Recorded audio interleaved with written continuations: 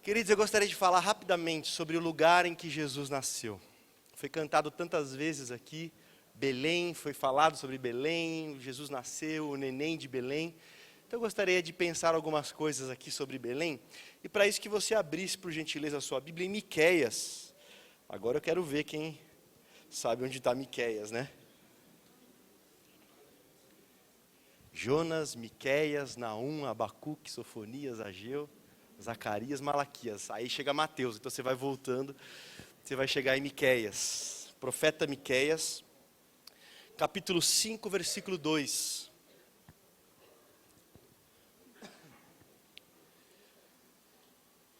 Miqueias tem que esperar um pouco mais, né, para o pessoal achar. As folhas das Bíblias continuam com barulho mais tempo, né?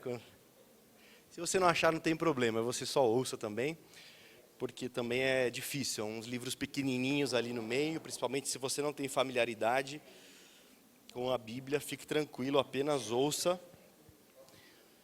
Diz assim, Miqueias, capítulo 5, versículo 2.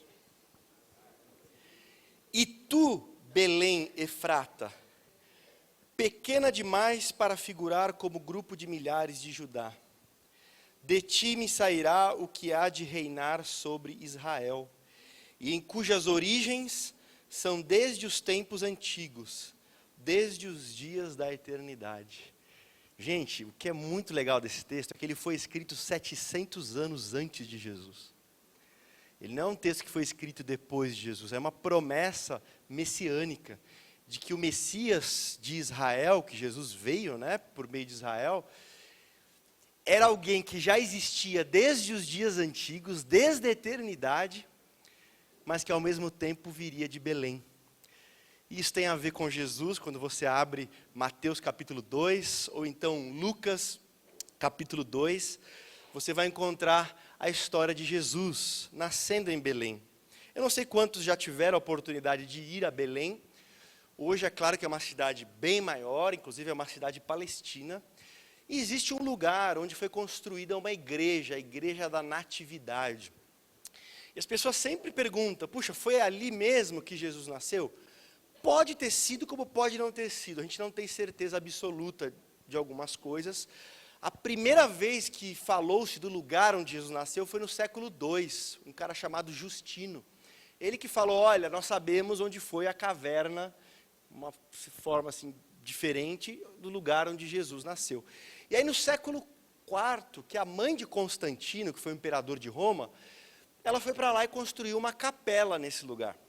E aí no século VI, que um outro cara, Justiniano, vai construir hoje, que nós temos lá, a Igreja da Natividade. O que nós sabemos, e que é o mais importante, é que ele nasceu e que pode realmente ter sido nesse lugar onde tem essa igreja. Mas o que mais me chama a atenção do fato de Jesus ter nascido em Belém são outras coisas, são outras verdades. E por Deus e Cristo ter escolhido Belém como lugar do nascimento, e todas as circunstâncias em torno deste lugar e do nascimento de Jesus, fala muito sobre quem Jesus é, fala muito sobre o que é o reino de Deus, fala muito sobre o que é o Evangelho, fala muito do que é o pensamento de Deus para nós. E por isso eu gostaria de pensar, a partir do lugar em que Jesus nasceu, que verdades nós temos acerca da nossa vida, da nossa igreja, da nossa história e tudo aquilo que diz respeito está relacionado com tudo isso. A primeira coisa é que Belém, por mais que fosse um lugar muito simples, um lugar muito insignificante como cidade, como importância de uma cidade, Belém era a cidade do grande rei Davi. Davi também nasceu em Belém, porque Ruth, que era a sua bisavó, ela era de Belém. Nós sabemos, aí depois que ela foi para Belém, na história de Boaz, de Ruth, de Noemi, que eles moraram em Belém. E depois a Bíblia vai dizer expressamente que Davi, o rei Davi, também nasceria em Belém. E esse é um dos motivos pelos quais Jesus é filho de Davi. Não só por isso, mas também por isso, porque ele é descendente de Davi, nasceu em Belém como o rei Davi. E é claro que tem toda a questão voltada para a realeza. É que este bebê, então, de Belém, não é um bebê comum, não é um bebê mais um. Esse bebê é rei. E você leu na sua Bíblia junto comigo, em Miqueias capítulo 5, versículo 2, que este bebê já existia desde os tempos antigos, desde os dias da eternidade, aqueles dias da eternidade que não se contam, porque não estão sujeitos aos mesmos padrões que a gente, de sucessão de momentos, né? Um tempo antes, um tempo depois. Jesus já existia. Isso fala muito da divindade de Jesus, da pré-existência de Jesus. Jesus não começou em Belém, Jesus se fez homem ali nascendo em Belém, mas ele já existia desde os tempos eternos. Quando a gente fala de Jesus, a gente não fala de uma pessoa importante apenas, a gente não fala simplesmente da pessoa que mais marcou a história. Não existe uma comparação com Jesus, não só pela data, que toda vez que você preenche um cheque ou qualquer coisa que você coloca a data, é uma lembrança da pessoa de Jesus, mas tudo que ele impactou na arte, tudo que ele impactou na história, tudo que ele impactou nas ciências até. A maioria dos pais da ciência moderna eram cristãos, seguiam Jesus. Nós temos aqui músicas tão lindas, Sebastian Bach era cristão, escrevia somente glória a Deus no final dos seus escritos. Escritores famosos como Dostoiévski, da Rússia, e tantos outros, eram cristãos comprometidos, escreveram muito de sua arte, foi construída a partir da pessoa de Jesus, com inspiração na pessoa de Jesus. Tamanha a grandeza desse bebê que nasceu em Belém, que nós comemoramos e que nós nos alegramos e que nós juntos cantamos. João capítulo 1, falando sobre o nascimento de Jesus, ele diz: o verbo que se fez carne, o verbo era Deus. Então há algo sobrenatural que envolve a pessoa de Jesus, e é uma doideira a gente pensar, né? Tem uma música que a gente gosta muito de ouvir, que é Maria, você sabia? Que é uma música que canta: Maria, você sabia que o bebê que você está carregando, ele criou os céus e a terra? Que a Bíblia diz isso. Maria, você sabia que o bebê que você está carregando, ele vai curar pessoas, os cegos e tudo mais? E é impressionante imaginar, a música chega a dizer: sabe que quando você beija a face do seu filho, você está beijando a face do grande eu sou? É um negócio impressionante como se pensa. Mas hoje muitas pessoas têm uma visão de Jesus muito pequena, muito pobre, que Jesus era um cara legal, que Jesus era um cara inofensivo, que Jesus era uma pessoa assim que fazia o bem. Claro que tudo isso, Jesus fazia o bem, é claro que era uma pessoa super especial, mas Jesus era muito mais do que isso, muito maior, muito mais poderoso, muito mais vivo. Não é só porque ele se fez carne e tomou a forma humana, que ele deixou de ser e não voltou a ser tudo aquilo que ele era como Deus. Eu sempre digo para algumas pessoas que, olha, vá ler quem foi Jesus na fonte. Não dependa de um pastor para te falar quem é Jesus, ou de uma igreja, ou de um amigo. Vá você, pegue as biografias de Jesus, Mateus, Marcos, Lucas e João, e descubra quem é Jesus diretamente, sem passar pelo filtro de alguém. Porque infelizmente, todo mundo, felizmente ou infelizmente, por um lado é felizmente, mas por outro é infelizmente, todo mundo quer Jesus para si. Então todo segmento, toda linha, todo mundo que fala qualquer coisa, quer falar lá que Jesus está do seu lado. Só que o que acontece? Para fazer isso, você tem que encaixar Jesus na sua caixinha. Só que Jesus não cabe em nenhuma caixinha, ele é maior do que qualquer caixinha. E se você quiser realmente conhecer Jesus, você não pode se prender a uma caixinha de alguém. Você vai ter que diretamente ver o que ele falou, ver o que ele fez, ver as suas palavras, ver como ele viveu, para você decidir: puxa, eu quero seguir esse Jesus. Ou não, não quero seguir esse Jesus. O que não dá é para a gente se abraçar a versões diluídas de Jesus, versões empobrecidas de Jesus, versões vazias de Jesus, só para agradar A ou B, ou para ficar mais aceitável para A e B. Jesus é quem Ele é, não é Ele que se adapta a nós, não é Ele que diminui para entrar na nossa caixinha, e Ele seja aquilo que a gente gosta e o que a gente não gosta a gente tira. Somos nós que nos adaptamos a Ele, somos nós que o seguimos, somos nós que queremos aprender com Ele. Então a minha dica, primeira, é que você faça aquilo que Filipe disse para Natanael na Bíblia.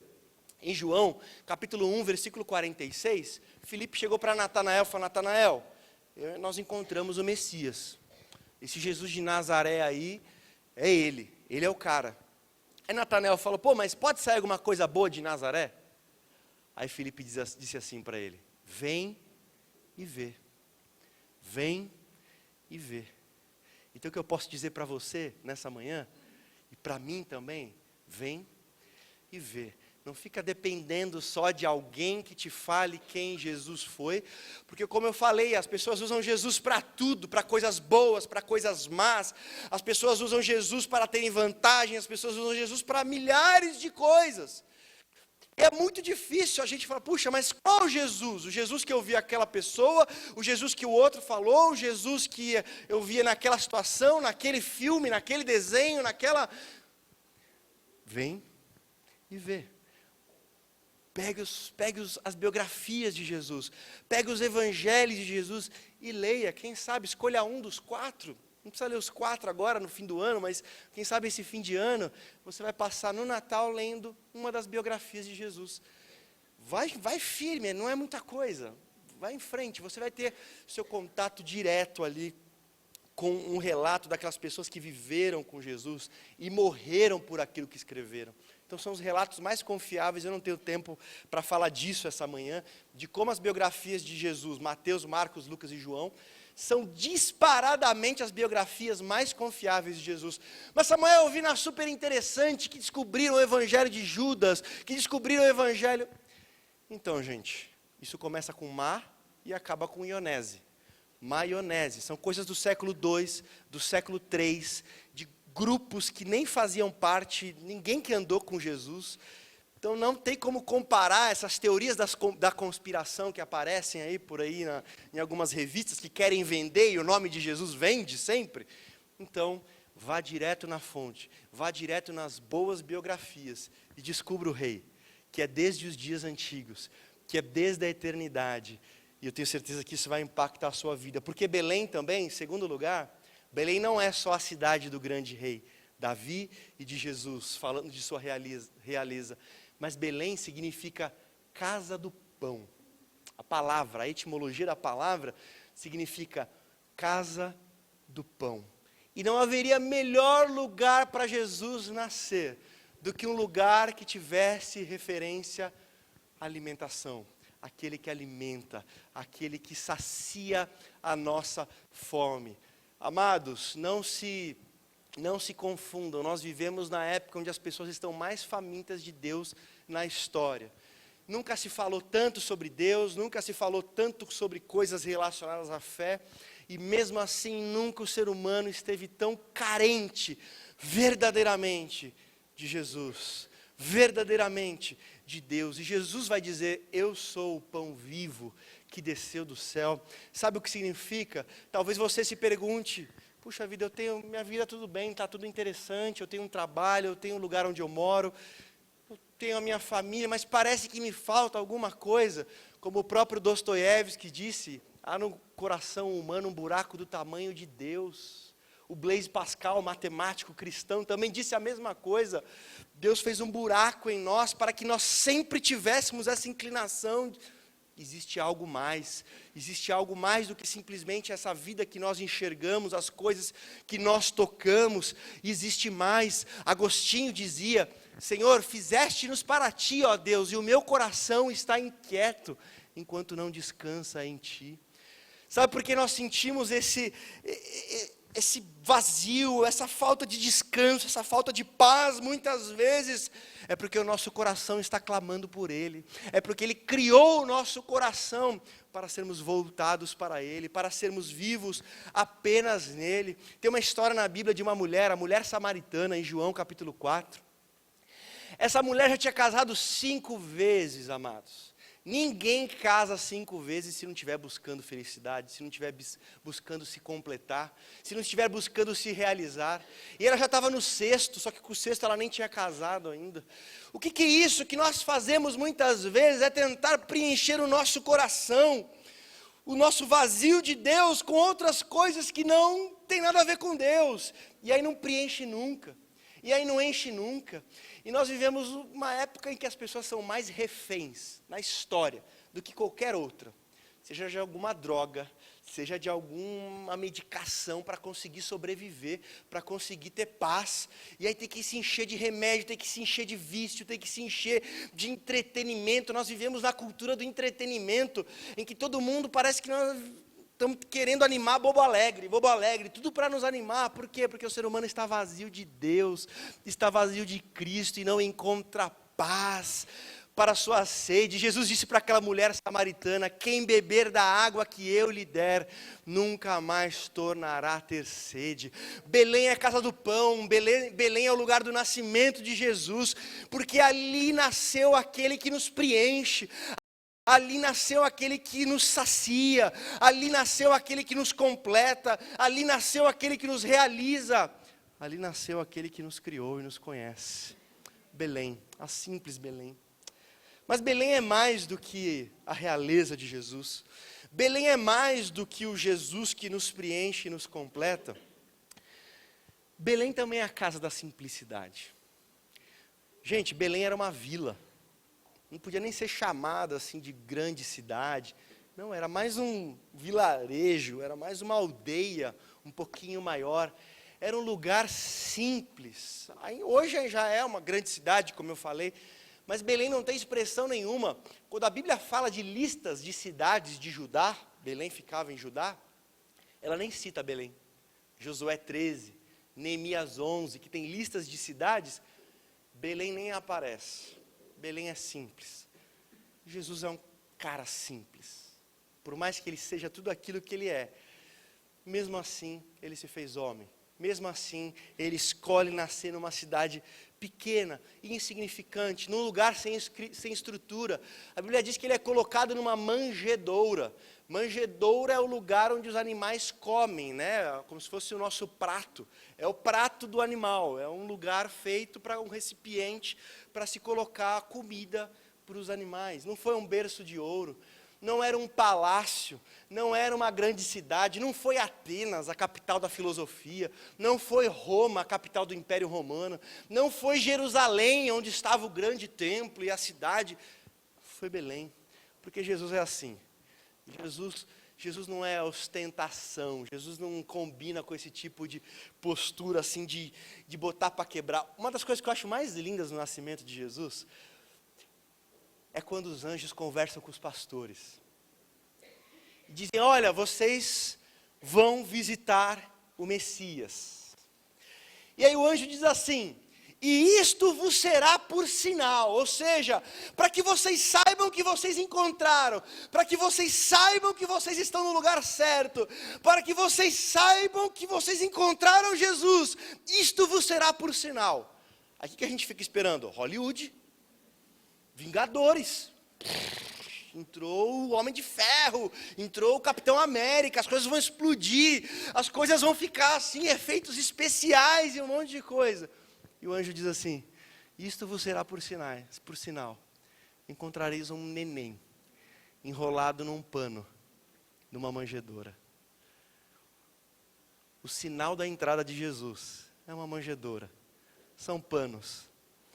Deus que se fez homem, que poderia escolher em qualquer lugar do planeta, que poderia escolher nascer em qualquer planeta, na verdade, qualquer lugar do universo, que poderia escolher nascer nos castelos mais brilhantes, nos palácios mais brilhantes, escolheu nascer em Belém, uma cidade insignificante, num contexto sem estrutura, num contexto simples, colocado no lugar de uma manjedoura, porque havia uma ausência de lugar.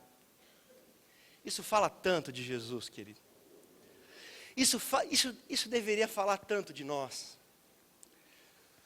Porque se a gente segue Jesus, se a gente realmente segue Jesus, como é que dá para seguir Jesus que fez isso e ter o nariz empinado, ser orgulhoso, se achar a última bolacha do pacote, falar com as pessoas, não importa quanto dinheiro você tenha, não importa a sua profissão, que você é o presidente dos Estados Unidos, você tem aí 1000 casas, você tenha 1000 carros, sua conta tenha dígitos e dígitos e dígitos e dígitos.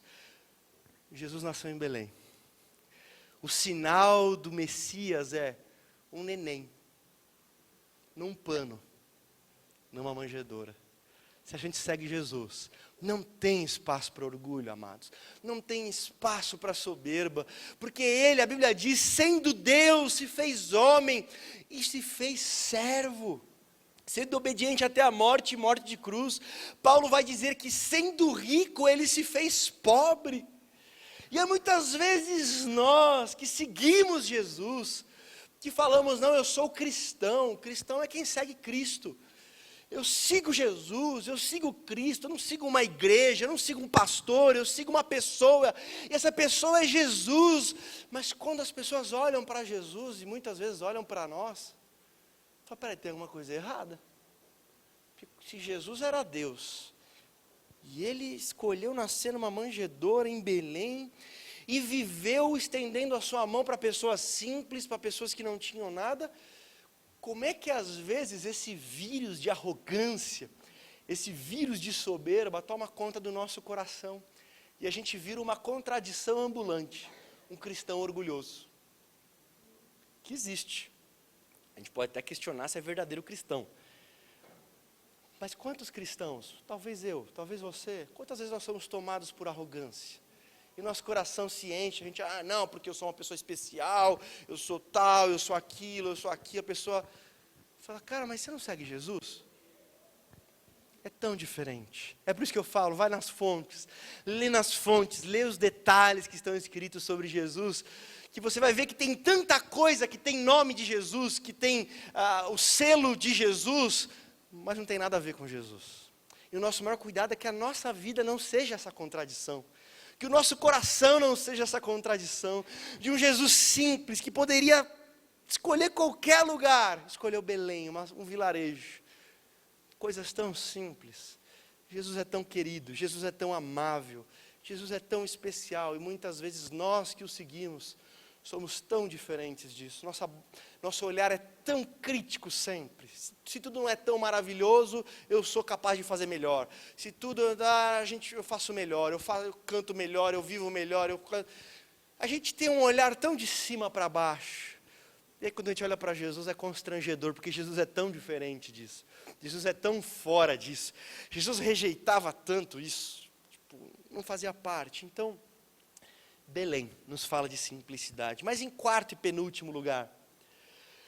Primeiro, Belém é a casa, o lugar onde Jesus nasceu é o lugar da realeza. Porque Jesus é rei. O lugar em que Jesus nasceu é Belém, casa do pão. Porque Jesus é verdadeiro alimento. O lugar em que Jesus nasceu era simples. Porque Jesus, sendo Deus, se fez homem e nos ensinou a verdadeira simplicidade. Em quarto lugar, o lugar em que Jesus nasceu é casa de todos. É casa de todos. Lá onde Jesus nasceu, tinha os pastores de ovelhas. Que era uma profissão assim, vamos dizer assim, mais baixa. Mas foram os magos que vieram do Oriente, cheios de riquezas, e entregaram a Jesus uma classe alta. Os pastores eram judeus. Os magos eram do Iraque ou do Irã. Da Babilônia ou da Pérsia. Babilônia é Iraque. Pérsia é Irã. Os caras vieram de longe, mas tinha lugar para eles também. Porque não era exclusividade de um só povo, de uma só etnia, de uma só língua. Era a casa de todos. E era a casa de um casal simples, como José e Maria. Casal precioso, casal piedoso, casal exemplar, casal maravilhoso. Tinha espaço ali para eles também. Casa de todos. O lugar onde Jesus nasce se torna casa de todos. Só não foi ver Jesus quem não quis. Herodes ficou sabendo. Nasceu Jesus, o rei dos judeus. Aí ele quer Jesus para matar Jesus. Porque ele, rei dos judeus, tá louco? Rei dos judeus sou eu. Esse cara quer o meu lugar, eu quero benefícios, então eu preciso matar esse.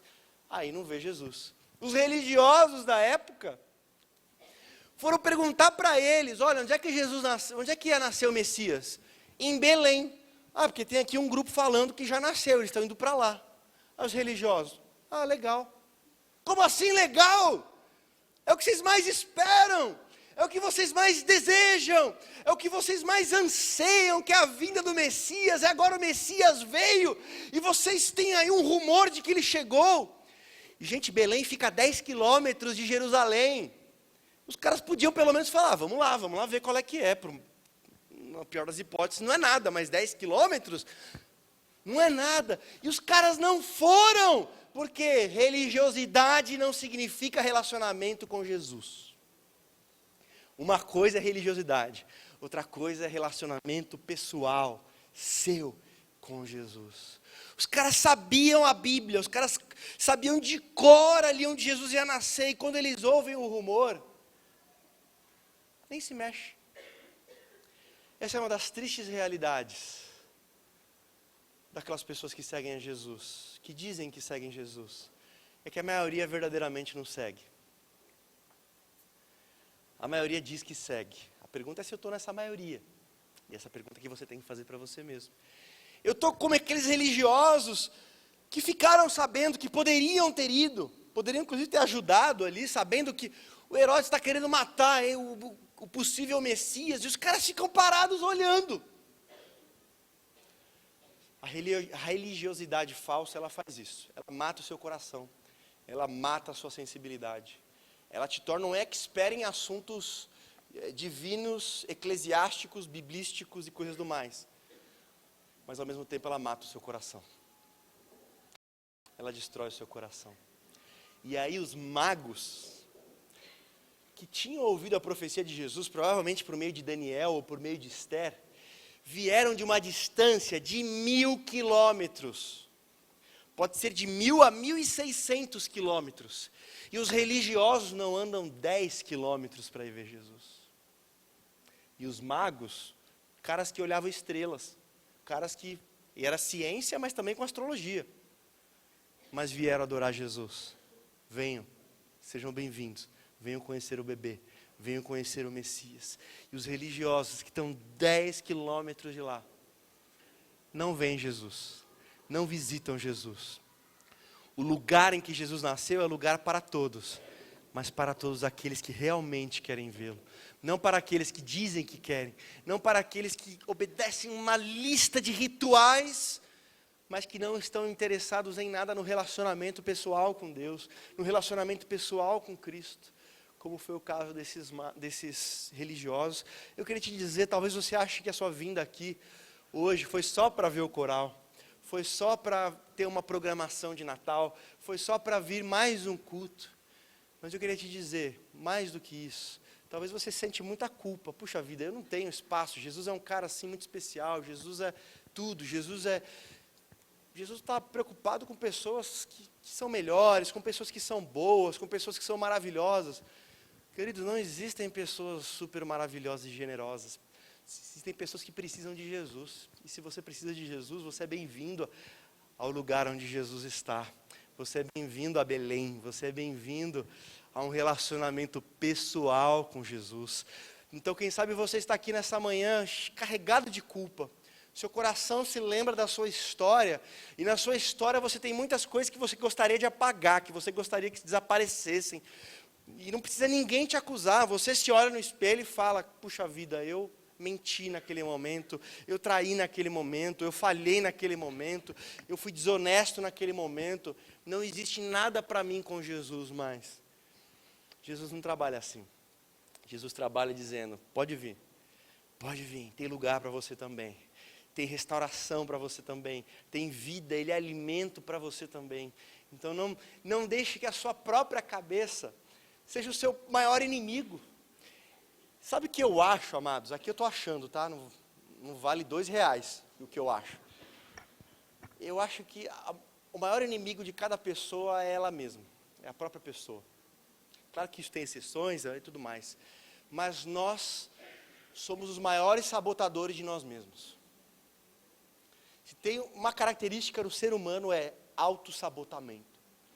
Autossabotamento. Você pega pessoas com grandes oportunidades, elas jogam fora. Pessoas com famílias maravilhosas, elas jogam fora. Pessoas com um trabalho legal e jogam fora. Enfim, parece que há uma verdadeira avalanche de autossabotamento. A gente se boicota nós mesmos. Boicota, tá certo? Boicota. A gente se boicota. Não deixe que esse autossabotamento te afaste de Cristo. Eu não sei o que aconteceu na sua vida. Eu não sei o que aconteceu na sua história. Eu não sei o que esfriou o seu coração.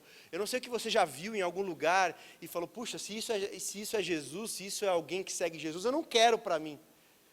Pois é, mas é que não é. Eu posso te decepcionar. Um dia você pode olhar para mim e falar, puxa vida, Jesus não é isso. Então você vai abandonar Jesus por causa disso? Não, me abandone. Sei lá, tenta me ajudar um tempo. Claro, não abandona assim também. Tenta me ajudar, né? Bom, Samuel, isso aí não tem nada a ver com Jesus, cara. Você está viajando, essas ideias que você está falando não tem nada a ver com o Evangelho, não tem nada a ver com Bíblia, não tem nada a ver com Deus, cara. Você está indo por outro caminho, mas não afunda comigo, né? Você não vai afundar comigo. Você é Jesus, olhando para Jesus, o autor e consumador da nossa fé. A nossa fé começa com a pessoa de Jesus e termina com a pessoa de Jesus, e com homem nenhum. Eu estou dizendo isso porque talvez você tenha criado barreiras no seu coração, você tenha construído aí, tem algum entulho no seu coração por experiências ruins, por momentos ruins, ou até decepção consigo mesmo, que acontece ainda mais. Uma das coisas que eu mais vejo, amados, são pessoas que às vezes querem transferir para o outro, mas no fundo, se você cavar, elas estão decepcionadas consigo mesmo. E elas acham que para elas não dá mais, que não é para elas. Eu quero dizer para você que o lugar onde Jesus está, um verdadeiro relacionamento com Jesus, é para mim, é para você e é para todos.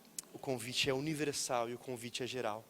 Em último lugar, eu falei que era só uma reflexão, ficou meio grande, né, gente? Mas tudo bem, é Natal, estamos felizes.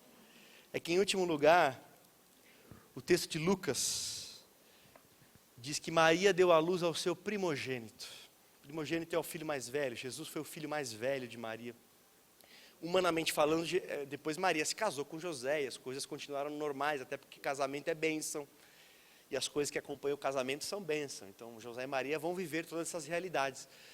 Mas a Bíblia também usa primogênito, que Jesus é primogênito, lá em Romanos 8:9, para falar da família espiritual de Deus. Deus está construindo uma nova família e nos convidando para fazermos parte de sua família, uma família espiritual. É uma família que tem Cristo como irmão mais velho, ou seja, a posição de maior honra desta família, a posição de maior destaque, que era para o primogênito, é de Cristo. Espiritualmente tem Jesus e os demais irmãos. Somos irmãos, primogênito é só Ele. Destaque é só Ele. Lugar de honra é só Ele. Eu me lembro uma vez um pastor que disse que ele teve uma visão espiritual. E essa visão era numa igreja. E aí ele estava olhando, como se fosse aqui a igreja sentada, né? E quando ele olhava na visão, passava-se uma grande lâmina por cima da igreja, assim. Mas acima da cabeça das pessoas, não nas pessoas, tá? Calma, vai ficar pior, mas eu também não sei se é verdade. Ele falou que foi uma visão dele, eu achei interessante a ilustração. E de vez em quando passava assim uma... Aí de vez em quando, alguém na igreja ia lá, queria se sobressair, queria se impor sobre os outros, dominar, quem manda sou eu, o melhor sou eu, Daqui a pouco vinha a lâmina. E ele estava todo em pezão, bonitão, lá vinha a lâmina e ele falou que na visão, várias pessoas perdiam cabeça, corpo, morriam, porque não existe coisa que mata mais do que o orgulho. Não existe nada que destrói mais do que a soberba. Não existe nada que mata mais do que a arrogância. Mas o que eu acho bonito é que a gente pode ser uma família de irmãos, em que Jesus tem a primazia, Jesus é o centro, Jesus é o destaque, de Jesus é a honra, mas nós fazemos parte da família. Nós somos família, nós temos a mesma fé, o mesmo Jesus, o mesmo amor que nós queremos aprender a cada dia de Jesus. O lugar em que Jesus nasceu é um lugar para nós. Eu queria te convidar a ficar de pé para nós orarmos. E antes de passarmos para o coral vai cantar mais 2 músicas ainda, então não acabou. É por isso que é bom pregar em dias bons assim que o coral vem, porque a pessoa vai embora e fala, puxa, o culto foi bom hoje. Quem pregou? Não sei, nem lembro, mas foi bom. Foi o Samuel. Então deve ter sido bom, porque o culto foi bom. Então é uma tática psicológica. Mas eu queria que você fechasse seus olhos um pouquinho. E que você pensasse no lugar em que Jesus nasceu.